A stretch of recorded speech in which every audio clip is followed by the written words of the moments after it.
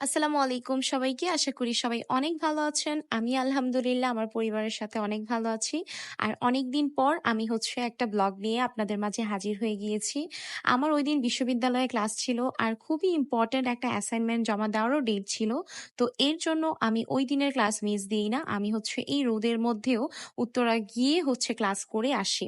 তো আমার একটু ক্ষুধাও লাগছিল কারণ বাসা থেকে আমি কোনো কিছু না খেয়েই রওনা দেই।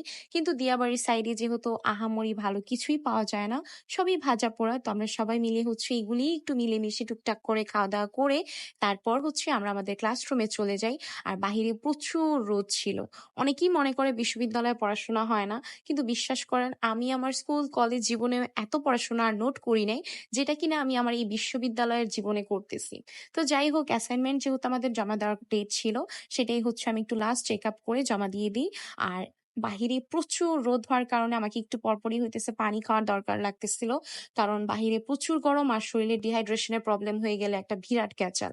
তারপর আমরা টানা ২-৩ টা ক্লাস করে একটু নিচে যাই। ওইখানে গিয়ে আমরা একটু হালকা খাওয়া-দাওয়া করে একটু ফ্রেশ হয়ে আবার ক্লাসে আসি।